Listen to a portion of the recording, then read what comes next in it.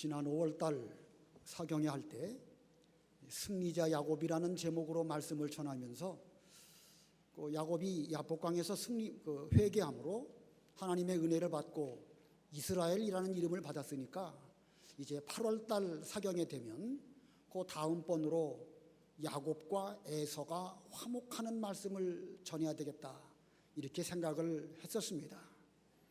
그런데 제가 그렇게 계획을 할 때에는 돌아가는 여러 가지 정황들이 뭔가 화목을 외칠 때가 되지 않았을까 생각을 했지만, 돌아가는 국내 정세가 화목을 말하기에는 아직 시기상조가 아닐까 생각이 듭니다. 신촌과 명륜동, 신촌과 광흥창, 신촌과 우리 교단의 관계가 아직은 화목을 외칠 때는 아니지 않겠는가 생각이 듭니다. 저도 사랑을 말하고 싶고, 저도 화목하기를 원하고, 저도 그렇게 차가운 사람은 아니지만, 화목하기를 원하지만 정황상 그것은 건너뛰고 오늘 본문의 제목처럼 이 개혁을 외쳐야 되지 않겠는가. 이거는 제가 개혁을 말하고자 한 것이 아니라 정황이 하나님께서 저로 그렇게 하신 것이 아닐까 생각을 합니다. 이 개혁이라는 단어, 벌써 이 제목부터가 어렵고 불편할 수도 있습니다. 그러나 우리의 개혁이라는 문제는 피할 수 없는 그런 상황입니다. 이 혁명이라는 단어는 기존 질서를 완전히 뒤집어 엎고 강압적으로 구태타를 하는 것, 이것이 혁명이라고 하면, 개혁이라는 단어는 새롭게 뜯어 고친다, 이런 뜻입니다. 강압적인 구태타가 아니라 정당한 절차를 밟아서 묵은 체제를 개선하고 초심으로 돌아가는 것, 이게 개혁입니다. 특히 이 개혁이라는 단어는 신앙적으로 종교적으로 대단히 중요한 의미를 담고 있습니다.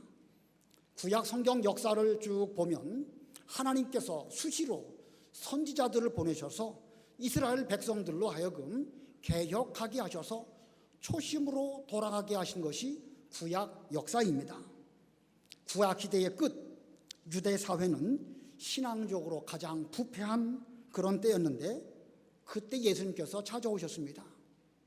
예수님께서 하신 일들을 이 사복음서에서 잘 보면 바리새인들, 유대인들, 대제사장들, 그들과 여러 가지 갈등을 겪으시면서 개혁하고자 하시는 일들을 하신 내용이고, 결국은 개혁을 하시다가 십자가에서 죽으셨습니다. 부패하고 묵은 것들을 십자가에서 못 박아 다 없애버리시고 새롭게 출발하시기 위하여 부활하신 거, 이것이 바로 예수님의 일이신데, 그런 면으로 보면 예수님의 십자가, 예수님의 부활, 이것도 개혁입니다. 예수님 부활 승천하신 이후에 2000년 역사가 흘러서 오늘날까지 우리에게 왔습니다. 이건 역시도 개혁 역사입니다.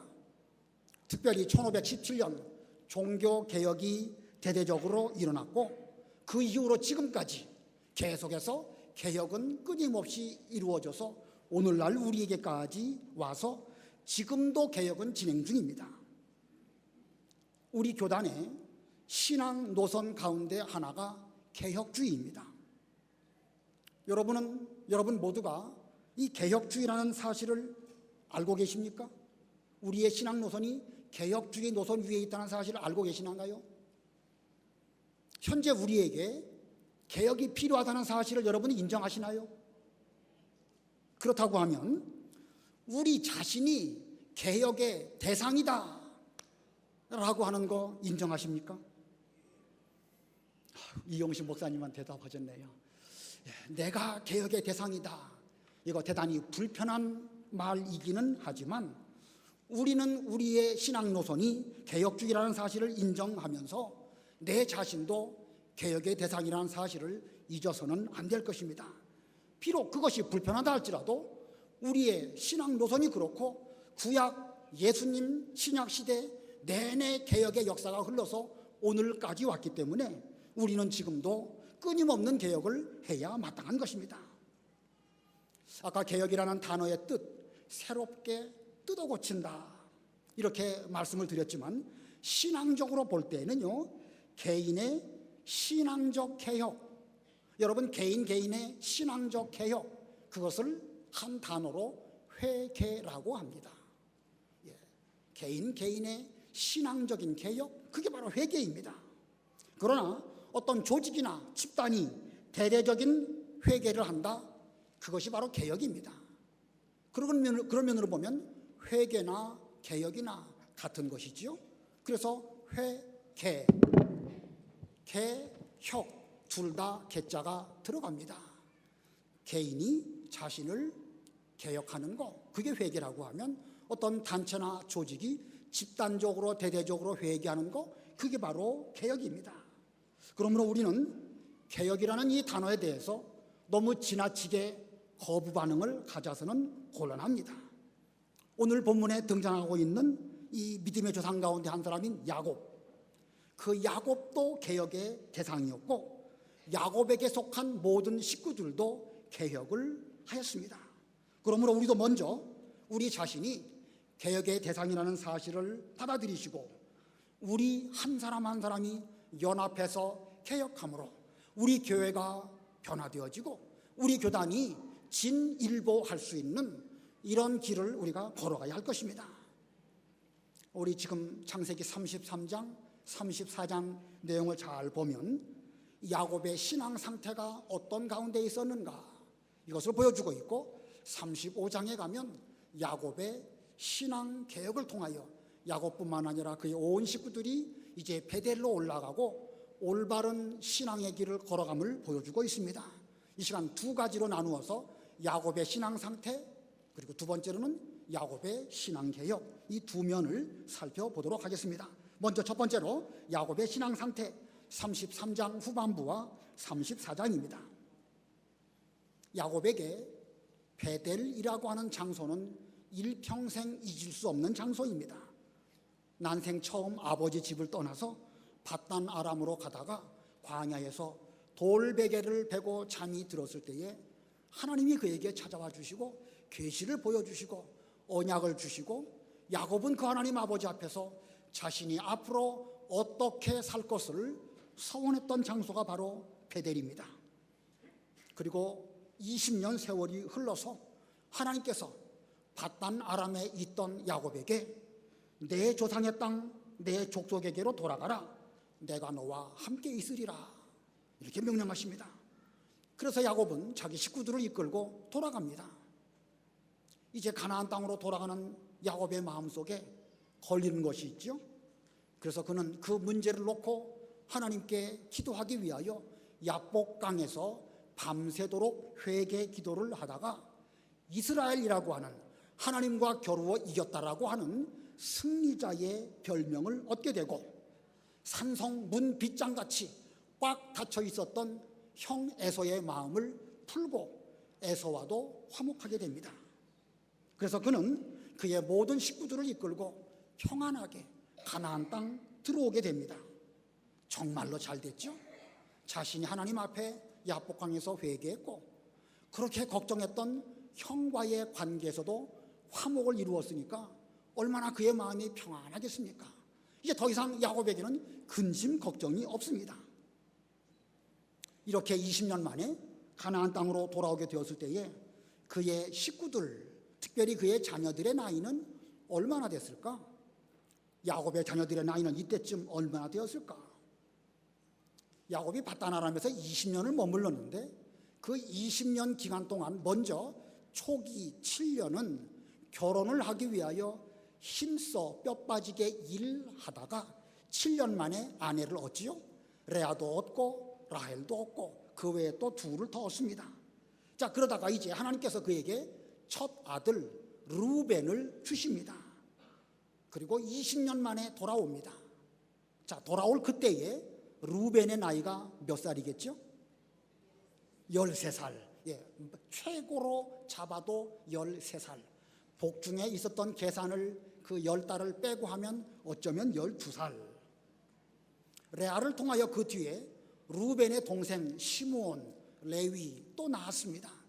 연년생으로 낳았다 하고 하면 루벤이 13살이면 그의 동생은 12살 혹은 11살 이런 정도입니다. 그리고 제일 막내 요셉, 아직 베냐민은 태어나기 전이니까 요셉은 그때에 뭐 한두 살 정도 되지 않았을까. 그리고 레아를 통하여 낳은 딸이 있었는데 그 딸의 이름이 디나입니다. 디나의 나이가 5, 6 이런 정도 되지 않았을까. 이렇게 우리가 생각해 볼 수 있습니다. 혈혈단신으로 가나안 땅 떠나서 밧단 아람으로 갔던 야곱이었는데 이제는 많은 식솔들을 이끌고 가나안 땅으로 돌아가게 됩니다. 그리고 이제 이미 형 에서하고 화목했으니까 야곱의 가정에는 걱정이 없습니다. 자, 그런데 이 문제가 서서히 벌어지기 시작합니다. 우리 본문 가운데 문제가 무엇인지 유심히 잘 보시기를 바랍니다. 33장 17절 읽어보세요. 17절 야곱은 숫곳에 이르러 자기를 위하여 집을 짓고 그의 가축을 위하여 우릿간을 지었으므로 그 땅 이름을 숫곳이라 부르더라. 예, 야곱이 숫곳에 이르러 자기를 위하여 집을 지었다. 그리고 그의 가축을 위하여 우릿간을 지었다. 자, 이 17절 한 절 속에 야곱에 무슨 문제가 있음을 발견할 수 있죠? 문제가 보입니까? 안 보이십니까? 이거 잘 보시면서 문제가 보이셔야 합니다. 그가 지금 숫곳에 머물렀다. 자기를 위하여 집을 지었다. 그리고 자기 가축들을 위해서 우릿간을 지었다. 자, 요 하나하나가 지금 어떤 문제를 내포하고 있습니다.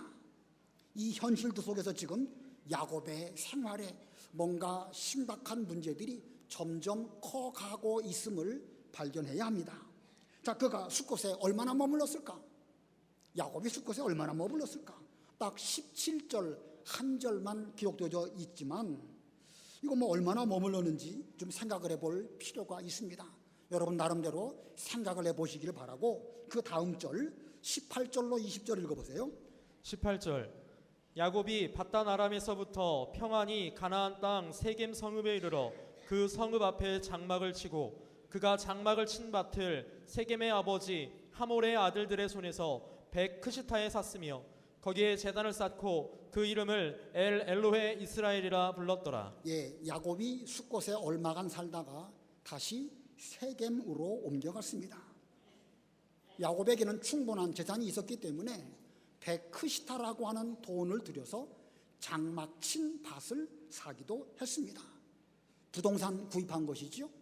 돈이 있으니까 집 질 수도 있고 돈이 있으니까 부동산 구입한 거 뭐 그 자체가 무슨 죄라고 말할 수는 없습니다.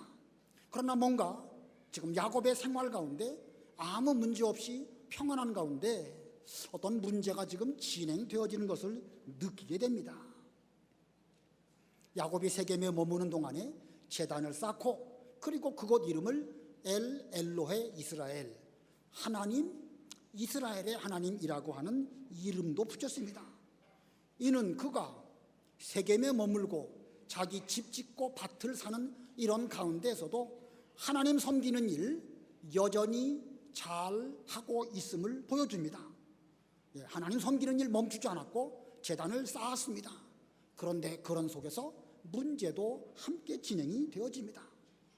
이 창세기 34장 사건을 살펴보면 그 문제가 어떻게 이제 진행되는가 하는 것을 알 수가 있는데 창세기 34장을 살펴보기 이전에 야곱과 그의 식구들이 아까 말씀드린 대로 숫곳과 세겜에 얼마 동안이나 머물렀을까?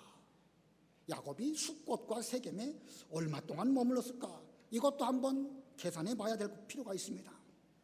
이제 34장에 가면은요, 야곱의 두 아들 시므온과 레위가 칼을 가지고 나아가서 그 세겜 사람들을 다 죽이는 그런 일이 등장하게 되는데 그때 시므온과 레위의 나이가 몇 살이나 되었을까? 칼을 들고 나가서 싸우려고 하면 그들의 나이가 몇 살이나 돼야 될까? 물론 뭐 어린 아이들도 칼 쓸 수 있습니다. 그러나 상대방 성인들과 맞짱 떠서 싸우려고 한다고 하면 적어도 그들의 나이는 한 20살 이상은 돼야 가능하지 않을까? 이거 뭐 딱 몇 살이라고 정답을 말할 수는 없지만 대략 그런 정도로 추정할 수 있다는 말씀입니다. 이 레위가 한 20살쯤 됐다고 하면 시몬은 그것보다 한 살 더 많고 또 르우벤은 그것보다 한 살 많으니까 그런 정도로 놓고 볼 때에 야곱과 그의 식구들이 숫곳에 얼마 동안 머물고 세겜에 얼마 동안 머무는 동안 몇 년의 세월이 지나갔다고 봐야 될까요?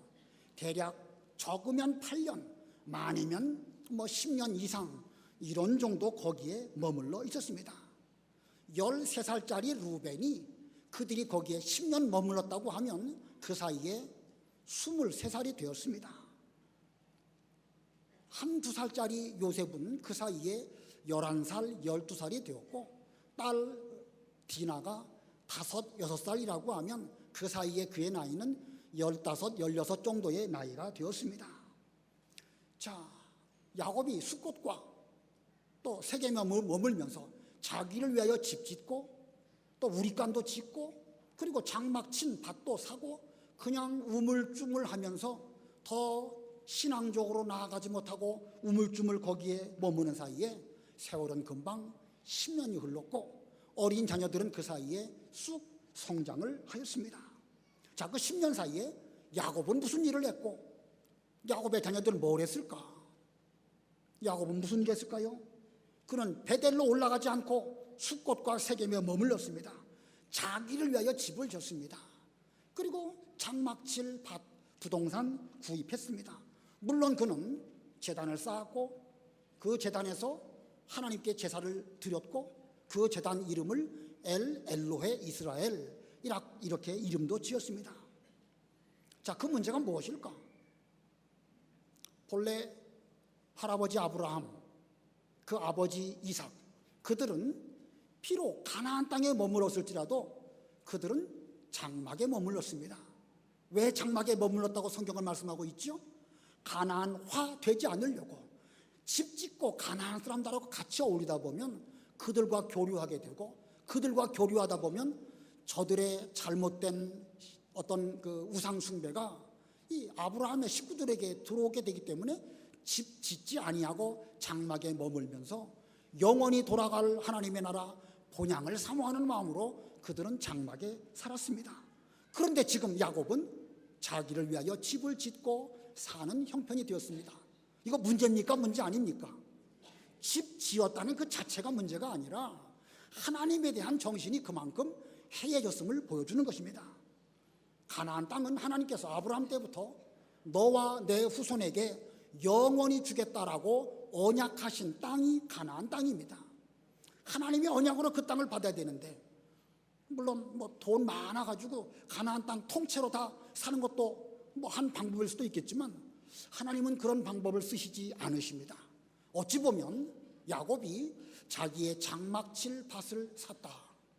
좋은 뜻으로 보면은요, 어차피 하나님이 주실 것인데 미리 좀 땡겨서 이 땅 부동산 등기부등본 저에게로 좀 옮기면 어떨까? 이렇게 생각한다고 하면 긍정적일 수도 있고 무조건 나쁘게라고만 볼 수는 없습니다. 그러나 언약의 관점으로 보면 그건 좀 아닌 것은 아닐까. 더욱 심각한 것은요, 아무리 가나안 땅이라 할지라도 야곱이 있어야 할 곳은 숫곳 세겜이 아닙니다. 거기는 그냥 스쳐 지나가야 할 그런 장소였는데 그래서 베델로 올라가고 지금 이삭이 머물고 있는 부엘세바 혹 헤브론, 지금 그 이삭은 그 헤브론에 있다고 보는 것이 이제 정상인데 아무튼 야곱 입장에서는 숫곳과 세겜에 있을 것이 아니라 좀 더 가서 베델로 가고 아버지를 만나고 그래야 되는 것입니다. 이 숫곳과 세겜에서부터 한 30km, 40km만 가면 되는 것입니다. 조금만 가면 되는 거예요. 조금만 가면 베델입니다. 그런데 야곱은 물론 그 사이에 자기 아버지 이삭에게 가서 인사드리고 왔겠지요. 그렇게 부려막심한 야곱은 아닐 것입니다. 그러나 성경은 그가 거기까지 가서 거기에 터를 잡고 신앙생활하지 아니하고 자기 집 짓고 우리간 만들고 장막칠 밭을 얻기 위하여 숫곳과 세겜에 머물렀다 이렇게 말씀하고 있고 그 세월이 10년이고 그 사이에 무언가 심각한 문제가 점점 증폭되어 가고 있음을 보여줍니다. 이것이 그 10년 사이에 야곱이 한 일입니다. 그러면 그 10년 사이에 야곱은 우물쭈물 세월을 보냈는데 그 10년 사이에 그의 아들들과 딸은 뭐 했을까요? 그 아들들과 딸은 그 사이에 뭐 했을까? 그때는 자라났죠. 아까 말씀드린 것처럼 루벤의 나이가 13살에서 23살이 되었고 그의 모든 동생들도 덩달아서 그 세월 속에서 자라나게 되었습니다. 그런데 아이들이 자라나는 거야 자연스러운 일이죠. 근데 문제가 무엇이냐? 가장 감수성이 풍부하고 가장 예민했던 그런 시절에 야곱의 아들들과 딸들은 숫곳과 세겜에서 그 땅에 거주하는 가나안 족속들의 틈바구니에서 그들과 함께 살았다는 것입니다. 이것이 바로 문제의 시발점입니다. 물론 거기 숫곳과 세겜도 가나안 땅입니다. 가나안 땅이기는 하지만 정확하게 하나님의 뜻에 합당한 곳에 머물지 아니하고 숫곳과 세겜에 있었던 것이 문제의 시발점이 된 것입니다. 아비 야곱이 제단을 쌓고 여호와께 제사를 드리는 거 그들은 보았지만 불가피하게 그들은 가나안 사람들은 우상을 어떻게 섬기는가 그것도 보게 되었습니다.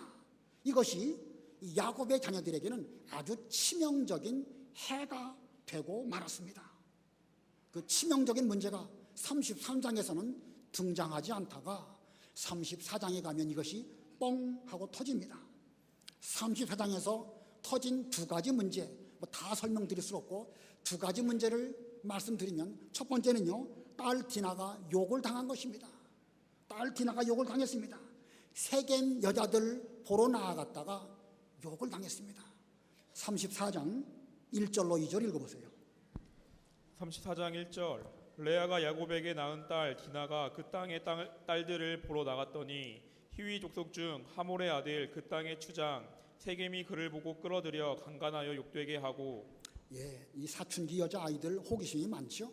다른 사람들 뭐 입고 다니는가, 어떤 장신구 차는가, 좀 립스틱은 어떤 색깔 바르면 좋을까, 여러 가지 궁금한 게 많이 있습니다.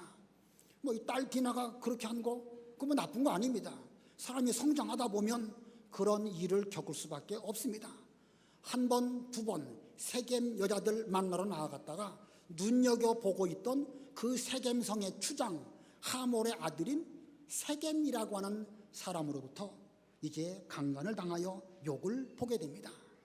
이것이 처음에는 별거 아닌 것처럼 그냥 넘어갔었는데 한 번, 두 번 하다 보니까 이런 문제가 뻥 터지고 말았습니다. 그럼 두 번째 문제는 무엇일까? 두 번째 문제, 첫 번째는 딸 디나가 욕을 당한 것이고 두 번째 문제는요, 그 아들들은 할례를 악용하여 살육한 것입니다.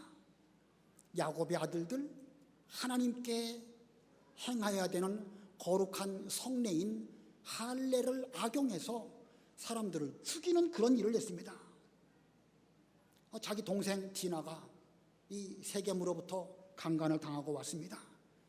이거 원수를 갚아야 되는데 저쪽 사람들은 수가 많고 우리는 수가 얼마 안 됩니다. 그래서 시므온과 레위가 꾀를 씁니다. 그리고 말을 합니다. 우리는 여호와 하나님을 섬기는 사람들인데 하나님을 섬기기 위해서 우리는 난지 8일 만에 할례를 행합니다. 당신들이 우리와 어떤 그 교류를 하고 내 동생, 여동생 디나를 아내로 맞이하고자 한다면 당신도 할례를 하시오. 그리고 당신의 남자들도 할례를 행한다고 하면 우리도 당신들과 교류를 하고자 하겠습니다. 그래서 그들이 할례를 행했습니다. 그리고 그들이 할례를 행하고 고통 가운데 있을 때에 이제 시므온과 레위가 칼을 들고 가가지고 그들을 다 죽였습니다. 속 시원하게 원수를 갚았습니다. 자, 창세기 34장 24절로 29절 읽어보세요. 34장 24절로 29절. 34장 24절 성문으로 출입하는 모든 자가 하몰과 그의 아들 세겜의 말을 듣고 성문으로 출입하는 그 모든 남자가 할례를 받으니라. 제3일에 아직 그들이 아파할 때에 야곱의 두 아들 디나의 오라버니 시므온과 레위가 각기 칼을 가지고 가서 몰래 그 성읍을 기습하여 그 모든 남자를 죽이고 칼로 하몰과 그의 아들 세겜을 죽이고 디나를 세겜의 집에서 데려오고 야곱의 여러 아들이 그 시체 있는 성읍으로 가서 노략하였으니 이는 그들이 그들의 누이를 더럽힌 까닭이니라. 그들이 양과 소와 나귀와 그 성읍에 있는 것과 들에 있는 것과 그들의 모든 재물을 빼앗으며 그들의 자녀와 그들의 아내들을 사로잡고 집 속의 모든 물건을 다 노략한지라. 예, 이 야곱의 두 아들 시므온과 레위 가서 그들을 칼로 죽였습니다. 단순히 원수를 갚는 그 일만 했나요? 칼로 죽이고 디나를 데려온 거기까지만 했다고 하면 뭐 이해는 되겠는데 그 다음에는 재물을 빼앗고 그들을 또 끌고 오고 뭐 여러 가지 복합적인 일들이 점점 벌어집니다. 이게 바로 숫곳과 세겜에서 머물렀던 일의 결과입니다. 처음에는 아무 문제 없는 것처럼 보이지만 이것이 결국은 할례를 악용하고 사람을 죽이고 재물을 빼앗고 그들을 또 끌고 오고 어쩌다가 이런 일이 벌어졌을까? 무엇이 시발점이 되어가지고 이런 문제가 터졌을까? 숫곳과 세겜에 머물렀던 10년의 환경이 이 야곱의 자녀들을 이와 같은 괴물로 만들었던 것입니다. 하나님 섬기는 것도 아니고 아닌 것도 아니고 가나안 사람들하고 어울리는 것도 아니고 그렇다고 뭐 꼭 아닌 것도 아니고 이거 뭐 복잡한 일들이 지금 혼합주의로 나아가는 것입니다. 이 일에 대한 책임이 누구에게 있죠? 야곱에게 있습니까? 야곱의 아들, 딸에게 있습니까? 야곱에게 있습니다. 물론 야곱의 딸 디나 잘한 거 아니고 야곱의 아들들 시므온과 레위 그리고 다른 아들들 잘한 거 아닙니다. 그러나 이 일에 대한 근원적인 책임은 야곱에게 있습니다. 야곱이 지금 이 책임을 감당할 수 있나요? 심각한 책임에 대해서 야곱은 어떤 상태였을까? 창세기 34장 30절 31절 우리 다 같이 합독하겠습니다. 34장 30절 31절 시작. 야곱이 시므온과 레위에게 이르되 너희가 너희 화를 끼쳐 나로 하여금 이 땅의 주민 곧 가나안 족속과 브리스 족속에게 악취를 내게 하였도다. 나는 수가 적은즉 그들이 모여 나를 치고 나를 죽이리니 그러면 나와 내 집이 멸망하리라. 그들이 이르되 그가 우리 누이를 장녀같이 대우함이 옳으니까. 지금 야곱이 뭐라고 말하죠? 나는 수가 적은즉 그들이 모여 나를 치고 나를 죽이리니 그러면 나와 내 집이 멸망하리라. 지금 야곱은 이 사태에 대해서 하나님 앞에서 어쩌다가 이런 일이 터졌고 이 일의 근원적인 문제가 무엇일까? 그렇게 생각하고 있지 않습니다. 나와 내 집이 지금 저 사람들 때문에 죽고 우리 집은 멸망할 수밖에 없겠다. 지금 야곱은 두려움에 사로잡혀 있고 그러면서 시므온과 레위를 원망하면서 내 집이 멸망하리라. 너희 때문에 그렇다. 이렇게 말하고 있습니다. 야곱은 지금 현재의 사태가 자기 책임하에 있다는 사실을 인지하지 못하면서 아들들에게 파고쳐서 말하는데 그 아들들도 아비 야곱의 말을 듣지 않고 반항적으로만 합니다. 그가 우리 누이를 창녀같이 대우함이 옳습니까? 우리 동생을 창조처럼 대우했는데 우리가 이렇게 가만히 있어도 되겠다는 말씀입니까? 지금 아들들은 야곱의 말 듣지 않습니다. 우리는 이와 같은 상황 속에서 지금 야곱이 얼마나 무능한 가운데 있는가를 발견하게 됩니다. 이스라엘이라고 하는 승리자 야곱일지라도 신앙이 잠들고 있어서는 안 되는 위치에 한 10년 정도 있다 보면 그는 자기를 위해서는 부지런히 집도 짓고 땅도 사는 일을 하지만 하나님의 일에 대해서나 그의 자녀들이 잘못된 길로 갈 때에 속수무책 뭘 어떻게 할 수 없는 무능한 야곱이었음을 보여줍니다. 여러분들 야곱의 일생에 대해서 창세기 다 읽어보셔서 잘 아시죠? 야곱은 일생 동안 험악한 세월을 보냅니다. 그가 험악한 세월을 보내는 속에서 가장 어려웠던 때가 언제였을까? 아버지와 그 형을 속이고 장자의 복 받을 때, 그때도 사실은 어렵고 위험한 때이죠. 바단 아람에 가가지고 20년 동안 일하면서 고생할 때, 그때도 그는 쉬운 때는 아닙니다. 또 세 번째로는 숫꽃과 세겜에 머물던 지금 현재, 이건 3번이고, 이 뒤에 이제 요셉을 잃어버리고 죽은 줄 알고 그렇게 살았던 때, 이런 여러 세대가 있는데, 시대가 있는데, 그 가운데 야곱의 일생 가운데 가장 위험한 때가 언제일까요? 형과 아비를 속일 때입니까? 아니면 바단 아람에서 고생할 때일까요? 요셉 잃어버려가지고 힘들어할 때인가요? 오히려 그때는요, 어떤 목적도 있고요, 오히려 그때는요, 하나님께 고난을 받을 때입니다. 고난을 받을 때에는요, 오히려 안전합니다. 그러나 지금 숫꽃과 세겜에 있을 때는 평안합니다. 아무 걱정이 없는 것처럼 보입니다. 그런데 그때에 독버섯처럼 위험한 일이 야곱의 마음속에 있었고, 점점 그것이 야곱의 식구들에게 나타나고 있는 것입니다. 그런 면으로 볼 때에 야곱이 세겜과 숫곳에 살았을 때야말로 그의 일생 가운데 가장 위험한 때였습니다. 아무런 문제도 없는 것처럼 보였지만 실은 신앙적으로 잠든 상태입니다. 운전 가운데서 이 졸음 운전이 가장 위험하다고 그러죠. 깜빡 잠들어 버리면요, 깜빡 잠드는 사이에 몇십 메타가 쭉 가게 되고, 그러다 보면 브레이크도 못 밟고 아주 치명적인 상태가 됩니다. 가장 위험한 것이 그렇게 졸면서 운전하는 것처럼 지금 야곱의 상태는 신앙적으로 잠들어 있습니다.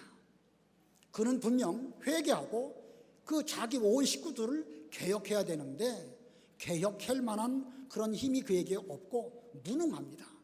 아들들마저도 아버지의 말을 듣지 않는 이런 상태, 지금 야곱의 이 상태는요, 대단히 심각하고 대단히 위험한 이런 가운데 있습니다.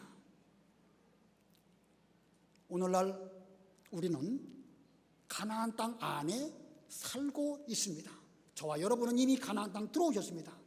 예수님을 믿으실 뿐만 아니라 주일도 잘 지키시고 11조 생활도 잘 하시고 그 외에 단을 쌓고 여호와의 이름을 부르는 일들 잘하고 계시는 분들입니다. 그러나 지금 우리가 혹시 숫꽃과 세겜에 머물고 있지는 않을까? 우리는 스스로 생각할 때 충분히 이 정도면 신앙생활을 하느라고 하고 있다라고 생각하는데, 그만 우물쭈물하는 사이에 10년 세월이 지나가고 그 10년 세월에 우리의 아들들이나 우리의 딸들이 이상한 괴물로 변경되어져 가는 이런 가운데 우리가 있지는 아니할까? 만일 그렇다고 하면요, 이거 치명적인 손해를 볼 수밖에 없습니다. 이 상태 그대로 진행된다고 하면 죄송하지만, 미안한 표현이지만, 우리의 딸들 가운데 디나 같은 사람 나올 수 있고요, 우리 아들들 가운데 시므온과 레위 같은 사람 나올 수도 있습니다. 그러므로 우리는 지금 우리가 어디에 머물고 있는지, 가나안 땅 안에 들어와서 이 정도 신앙생활하면 괜찮다라고 생각하면서 잘 믿는 줄로 알고 계시지는 않을까? 우리 정신 차려야 됩니다. 근데 야곱에게 있어서 지금 정신 차리고 자기 아들, 딸 잘 말해가지고 뭘 어떻게 해 보려고 해도 야곱이 무능한 것처럼 현재의 우리도 졸며 잠자는 가운데 있다고 하면 우리 역시 무능할 수밖에 없습니다. 자, 이것이 지금까지의 야곱의 신앙 상태입니다. 이제 그 뒷부분 35장으로 넘어가서 야곱의 신앙 개혁을 또 살펴보도록 하겠습니다. 1절, 35장 1절 우리 다 같이 합독하겠습니다.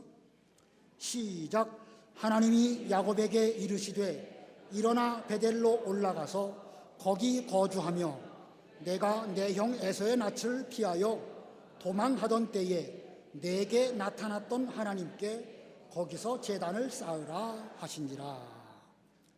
자, 우리는 이 1절에서 아주 중요한 진리를 발견하게 됩니다. 전적으로 무능하고 자기 스스로는 회개도 못하고 자기 식구들을 개혁시켜서 이끌고 갈 만한 그런 힘이 없는 야곱에게 대하여 하나님께서 직접 찾아오셨습니다. 하나님이 찾아오심으로 말미암아 야곱을 이끌어 주시고 야곱의 모든 식구들을 개혁으로 이끌어 가심을 발견하게 됩니다. 우리가 창세기를 쭉 읽어가다 보면은요, 계속 이런 면을 발견합니다. 아담 하와가 범죄했을 때에 하나님께서 직접 찾아오십니다. 아담아, 내가 어디 있느냐?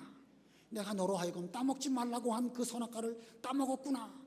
애절하신 심정으로 하나님은 아담에게 찾아오십니다.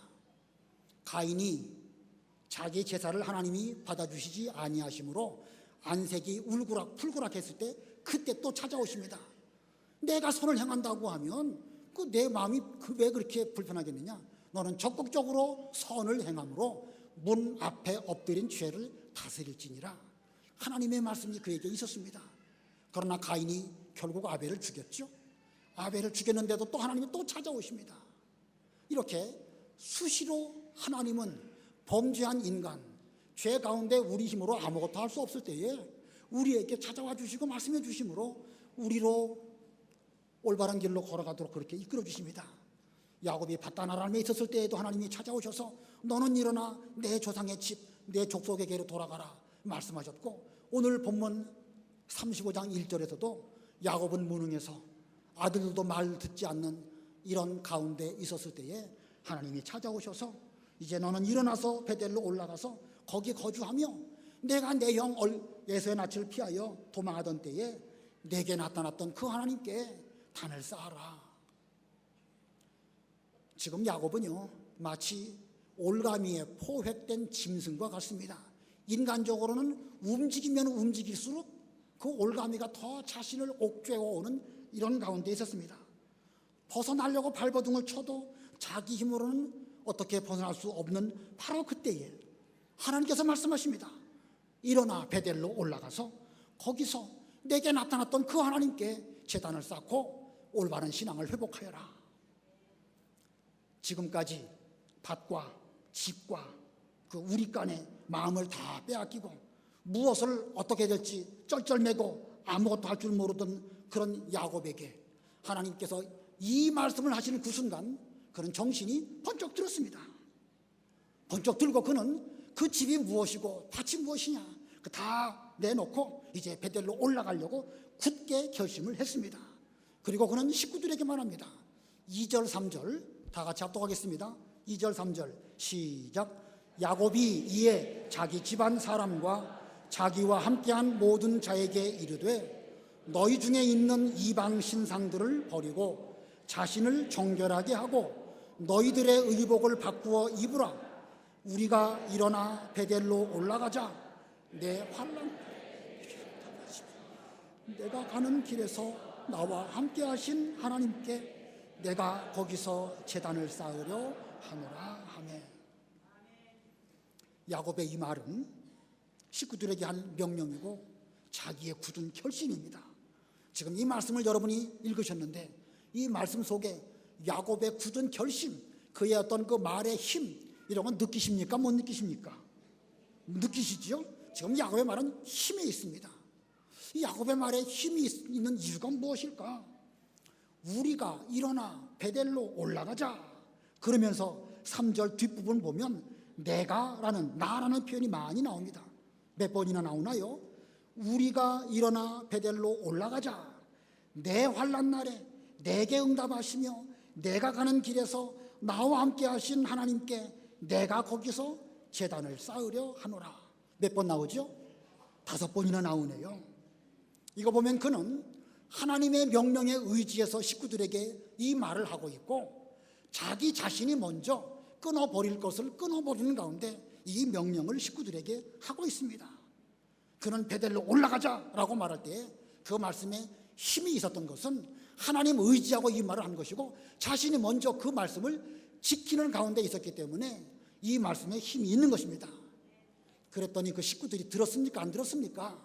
4절 합독하겠습니다. 4절 시작. 그들이 자기 손에 있는 모든 이방 신상들과 자기 귀에 있는 귀고리들을 야곱에게 주는지라.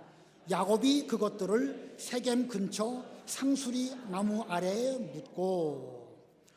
자기 손에 있는 모든 이방 신상들, 이거 믿어지시나요? 야곱의 집안에 무슨 이방 신상 들식이나 있을까? 우리는 이미 한 가지 알고 있죠? 야곱의 집안에 있는 이방 신상 뭐 하나 있죠? 라헬이 그 밧단 아람 자기 아버지 집에서 나올 때에 훔쳐갖고 온 드라빔이라는 것이 조그마한 인형 같은 거예요. 가정 수호신 정도로 그거 가지고 가면 마치 부적처럼 우리 집에 우환이 없을 것이다 라고 생각하고 갖고 온 것입니다. 야곱이 처음에는 라헬이 그거 갖고 온 건 몰랐어요. 얼마 지났을 때 알았을까요? 몰랐을까요? 성경에는 뭐 알았다 몰랐다 말씀이 없지만 몰랐다고 하면 정말로 무능한 야곱입니다. 그런데 라헬이 그 드라빔 갖고 있는 거 다른 식구들, 다른 아내들 또 역시 보면서 그거 나도 하나 있으면 좋겠다. 그러다 보니까 하나 둘 더 늘어나다 보니까 그 집안에 그 이방 신상들이 있었습니다. 그리고 자기 귀에 있는 귀고리들, 뭐 귀고리 찬 게 뭐 죄인가요? 그건 죄는 아닙니다. 오늘날 귀고리 찬 거 죄 아니에요. 뭐 차도 괜찮고, 뭐 옛날에는 뭐 그 귀고리 차면 이 목사님께 혼났지만 저는 뭐 그런 거 가지고 말씀 안 합니다. 다만 이 시대로 돌아가서 왜 귀고리를 찼을까? 이것도 역시 주술적인 것입니다. 뭔가 그거 차고 있으면 뭔가 나를 지켜줄 것처럼 여기면서 부적처럼 그런 거 걸치고 다녔던 것입니다. 그 모든 것들을 다 야곱에게 주었습니다. 그래서 세겜 상수리 나무 아래 다 묻었습니다. 야곱은 뭐를 했을까? 야곱에게는 무슨 우상이 있었을까요? 야곱도 무슨 우상 같은 거 갖고 다녔을까요? 안 갖고 다녔을까요? 설령 야곱이 무슨 우상 갖고 다니겠습니까? 그러나 본문의 문맥으로 볼 때에 자기를 위하여 집을 짓고 자기 양들을 위해서 우리간을 짓고 장막 칠 터를 산 이와 같은 것을 볼 때에 야곱에게 있어서 우상은 무엇이 우상이지요? 자기가 우상입니다. 자기. 지금 하나님 섬긴다고 하면서 엘로헤 이스라엘 제단도 잘 쌓고 여호와의 이름도 잘 부르지만 나도 모르는 사이에 야곱 본인도 모르는 사이에 그는 자기가 우상이 되었습니다. 그런데 그 모든 것들을 다 상수리 나무 아래 다 묻었습니다. 상수리 나무가 어떤 의미가 있는지 여러 군데를 찾아보아도 알 수가 없습니다. 창세기를 보니까 상수리 나무가 4번 나옵니다. 창세기 12장에 보면 아브라함이 이제 가나안 땅 들어왔다가 세겜 상수리 나무, 바로 요 상수리 나무예요. 거기에서 하나님 언약을 드는 말씀이 나오고 18장에 가면 마물의 상수리 나무 아래에서 하나님께서 나그네의 모습으로 찾아오셔서 하나님을 만났던 그 상수리 나무가 있고 지금 여기 상수리 나무가 있고 또 8절에 가면 또 상수리 나무가 나옵니다. 상수리 나무가 무슨 뜻인지 뭐 깊은 의미는 없을 것입니다. 다만 아브라함 입장에서는 하나님을 만난 그 추억의 장소, 그 상수리 나무입니다. 야곱 입장에서는 자기의 모든 죄를 다 회개하기 위해서 모든 우상들을 다 묻어버리고 베델로 올라갔던 그런 장소, 그런 의미로 상수리 나무가 상당히 중요한 의미가 있기 때문에 성경은 그렇게 기록하고 있습니다. 자, 이렇게 해서 야곱과 그의 온 집 식구들은 드디어 세겜을 떠나서 베델로 올라가게 되었습니다. 자, 우리는 지금 베델로 올라가는 이 과정들을 통해서 또 중요한 교훈 몇 가지를 발견하게 됩니다. 본문을 통해서 우리가 발견되는 진리 3가지. 첫 번째는요, 개혁은 하나님이 주도하신다는 사실입니다. 개혁은 누가 하신다고요? 하나님이 하시는 것입니다. 개인적인 회개도 하나님이 우리를 붙들어주지 아니하시면 회개가 불가능합니다. 우리가 회개의 말씀을 많이 듣지요. 저도 강단에서 회개 많이 말하지만 이거 제 일생 놓고 볼 때 과연 제가 몇 번이나 회개했을까? 살펴보면요, 몇 번 안 됩니다. 정말로 하나님께서 저로 하여금 회개할 수밖에 없는 그런 상황을 만나게 해주실 때에 회개가 이루어지는 것처럼 개혁 역시도 그 주도권은 하나님께 계시고 하나님으로 하나님께서 우리에게 회개하게 하실 때에 이것도 가능한 것입니다. 이스라엘이라고 하는 위대한 이름을 가진 야곱이라 할지라도 역시 마찬가지입니다. 자기는 무능할 수밖에 없고 자기 힘으로는 자기 아들들, 딸들, 아내들 어떻게 할 수 없는 그런 가운데에 하나님께서 주도적으로 개혁을 이끌어 주셨습니다. 그러므로 우리는 함부로 인위적인 방법으로 개혁하겠다, 이거 조심해야 됩니다. 개혁하겠다는 의지를 갖지 말라는 뜻은 아니에요. 반드시 개혁해야 됩니다. 그러나 인위적인 방법으로 내가 뭘 어떻게 해보겠다, 그거 위험합니다. 개혁의 원동력 오직 하나님뿐이십니다. 두 번째 진리는요, 내가 먼저 개혁돼야 한다는 것입니다. 내가 먼저. 개혁은 아까 말씀드린 것처럼 한 개인의 일이 아니고 조직이나 단체가 회개하는 것이 개혁이라고 말씀드렸습니다. 그런데 자기 자신은 도무지 회개하지도 않으면서 어떻게 한 조직을 개혁하도록 할 수 있겠습니까? 그러므로 내가 먼저 하나님 아버지 앞에서 회개하고 변화되어야 됩니다. 이게 최우선입니다. 하나님께서 나를 감동시켜 주실 때에 나부터 결심하고, 하나님께서 나에게 은혜를 주시고 이끌어 주실 때에 나부터 끊어버릴 것은 끊어버리고 올라가고자 할 때에 이제 개혁은 비로소 시작되는 것입니다. 그러므로 첫 번째는 개혁의 주도권은 하나님께 계시고, 그리고 두 번째는 내가 먼저 개혁되어야 되는 것입니다. 세 번째는 나로 말미암아 다른 사람을 이끌어야 합니다. 나로 말미암아 다른 사람을 이끌어야 됩니다. 개혁이 야곱 한 사람으로 끝난다고 하면 그건 개혁이라고 말할 수 없습니다. 그건 그냥 개인적인 차원이지요. 야곱 입장에서는 자기도 먼저 물론 회개를 해야 되겠지만 자기 식구들 다 끌고 가야 됩니다. 세겜에게 욕을 당한 디나 데리고 가야 될까요? 버리고 가야 될까요? 여러분이라고 하면 데리고 가시겠습니까? 버리고 가시겠습니까? 데리고 가야죠. 말 안 듣고 반항했던 시므온과 레위, 그것들 너희들 호적에서 팔아. 버리고 가야 될까요? 데리고 가야 될까요? 데리고 가야 됩니다. 이들 모두 베델로 함께 올라갈 때에 그게 온전한 개혁입니다. 어렵죠? 예, 그래서 개혁은 어렵습니다. 회개야 개인 차원으로 이루어질 수 있지만 이 개혁은 이렇게 내가 먼저 앞장서는 가운데 주변에 있는 모든 사람들, 나와 불편한 그런 사람들까지도 다 놓치지 아니하고 다 데리고 가야 되기 때문에 크게 어렵습니다. 자, 제가 지금 본문 가운데서 발견된 진리 세 가지 말씀드렸습니다. 개혁의 원동력, 개혁의 주도권은 누구에게 계시다?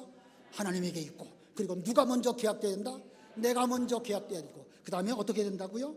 다른 사람도 나로 말미암아 함께 움직이도록 하는 거, 그게 개혁입니다. 자, 본문에서 그 다음입니다. 5절 다 같이 합독하겠습니다. 시작. 그들이 떠났으나 하나님이 그 사면 고울들로 크게 두려워하게 하셨으므로 야곱의 아들들을 추격하는 자가 없었더라. 야곱의 식구들, 비록 그 숫자가 얼마 되지 않지만 하나님께서 사면 고울들로 다 두렵게 해 주셨기 때문에 아무도 감히 야곱과 그 식구들을 쫓아오지 못했습니다. 이렇게 해서 야곱의 신앙개혁은 성공했습니다.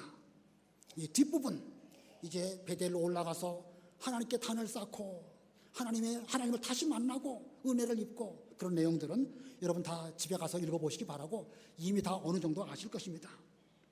그런데요, 진짜 문제가 무엇일까? 제가 오늘 개혁을 말씀드렸지만 진짜 문제가 무엇일까? 그 진짜 문제는 지금 우리의 개혁입니다. 성경에 있는 말씀, 진리를 제가 나름대로 말씀을 드렸지만 어디까지나 이것은 성경에 있는 야곱의 신앙 개혁이지 우리 문제는 아니잖아요. 지금까지 말씀드린 것은 어디까지나 귀로 듣고 머리로 이해하는 이론일 뿐이지, 더 중요한 것은 오늘날 우리가 어떤 상황이고 어떻게 우리가 개혁해야 되겠느냐, 이게 중요한 것입니다. 이게 핵심입니다. 여기 우리 교단 여러 동역자 목사님들, 여러 성도님들, 우리 개혁을 어떻게 실천해야 될까요? 제가 이 말씀을 준비하면서 저 나름대로 오랫동안 생각해 보았습니다. 어젯밤에도 이거 결론을 어떻게 내야 될까? 몇 시간을 생각해도요, 뚜렷한 답이 없습니다. 저도 아직도 답을 못 찾고 있다는 말씀입니다. 그래서 설교 마무리 어떻게 해야 될까 고민하는 가운데 괜히 저도 그냥 화목하자 이런 말 하면 은혜롭고 좋아서 터인데, 어려운 주제 개혁 얘기해가지고 결론도 제대로 못 맺고 내려가는 거 아닐까 걱정이 많이 들었습니다. 그러나 어차피 제 입장에서는요, 이미 이 본문 선정되었고, 어차피 우리 입장에서는요, 개혁해야 된다는 사실은 당위적인 것이고 마땅히 돌파해야 될 우리의 난관입니다. 이거 피할 수 없습니다. 자, 피할 수 없는 우리의 개혁, 이거 어떻게 될까? 본문 가운데서 우리가 좀 생각을 해보고 우리가 앞으로 개혁을 위해서 실천사항으로 본문에 근거해서 두 가지만 제가 제시드리고자 합니다. 첫 번째는요, 하나님께서 우리의 개혁을 주도해 주실 때까지 기다려야 한다는 것입니다. 하나님께서 언젠가 때가 되면 우리로 하여금 개혁할 수 있도록 해 주실 것입니다. 제가 보기에 우리는 지금 창세기 33장쯤이든지 34장 정도까지 왔는지는 모르겠지만 아직 35장의 단계까지는 아니라고 생각이 되어집니다. 오늘날 우리에게는 개혁되어져야 할 구태의연한 그런 일들이 제법 많이 있습니다. 저보고도 우리가 고쳐야 할 것들이 무엇인지 써보시오라고 하면 저는 한 20가지나 30가지 정도 써낼 수 있지 않을까. 여러분도 여러분의 교회, 여러분의 신앙생활 여러 가지 보시면서 이건 좀 고치면 좋겠다, 저것도 고치면 좋겠다, 써내라고 하면 써내실 거 있습니까? 없습니까? 많아요. 많습니다. 그런데 그것들을 만약에 인위적인 방법으로 이거 이렇게 고쳐야 되고 저거 저렇게 고쳐야 되고 막 인위적으로 한다고 하면 그건 개혁이 아니고 불평이고 오히려 그것은 더 큰 출혈을 가져오게 됩니다. 환자가 있는데 아직 수술받을 상황까지는 아님에도 불구하고 미처 마취도 하지 아니하고 배부터 그냥 칼로 갈라버린다고 하면 괜히 생사람 잡는 거 아니겠습니까? 예, 우리도 마땅히 개혁되어야 있긴 하겠지만 하나님께서 우리로 어떻게 이끌어 주실지 하나님이 하실 때까지 우리는 서두르지 말고 기다려야 됩니다.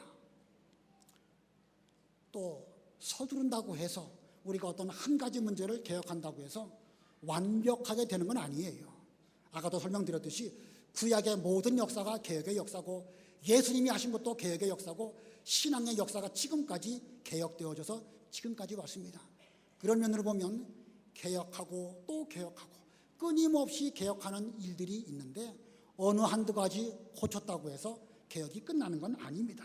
그러므로 지금은 하나님께서 우리로 하여금 기다리게 하실 때입니다. 인위적으로 하지 말고 잘 참고 기다리는 우리가 돼야 되지 않겠는가. 이것이 제가 여러분에게 제시드리는 첫 번째 말씀이고 두 번째는요 자기를 위해서 하던 것을 끊어버리자는 것입니다. 우리가 하나님이 우리로 개혁하게 하시는데 그때까지 기다리자. 그럼 뭐 아무것도 하지 않고 아직은 때가 안 됐으니까 시기상조다 하면서 그냥 기다리기만 하라는 말씀입니까? 아닙니다. 야곱이 자기를 위해서 집 짓고 밭을 사고 하는 사이에 야곱의 자녀들은 지금 큰 심각한 해를 받았습니다. 현재 우리 중에도 저도 그렇고 자기를 위해서 뭘 하고 있기 때문에 여러 복잡한 일들이 벌어지는 것은 아닐까. 아까 야곱이 그 여러 우상 신들을 다 세겜 상수리나무 아래 묻을 때에 그도 묻었을 것이라고 말했죠. 뭐 묻었다고 말했습니까? 자기 우상, 자기 위해서 했던 거 야곱은 그거 묻었습니다. 오늘날 우리가 여러 복잡한 일들이 많이 있지만 그 복잡한 일들의 근원적인 원인은 자기 때문에 그렇습니다. 목회를 해도 나를 위해서 합니다. 선교와 전도를 해도 자기를 위해서 합니다. 교회 봉사를 하는 것 정말로 훌륭하고 여러 가지 수고가 많습니다만은 그것도 자기를 위해서 하기 때문에 여러 시끄러운 일들이 교회마다 있습니다. 아무튼 우리가 하나님께서 우리로 개혁하게 하실 때까지 기다려야 되겠지만 손 놓고 기다릴 것이 아니라 지금 나를 위해서 하고 있는 것이 무엇일지 그걸 생각하고 그거를 다 상수리 나무 아래 묻어버리는 이런 일을 시급하게 해서 비록 우리가 무능하고 부족하지만 우리의 아들들, 우리의 딸들 어려운 일 만나지 않도록 하나님의 은혜를 기다리면서 힘써 해야 할 일을 잘 감당하는 그런 우리가 다 되시기를 바랍니다. 기도하겠습니다.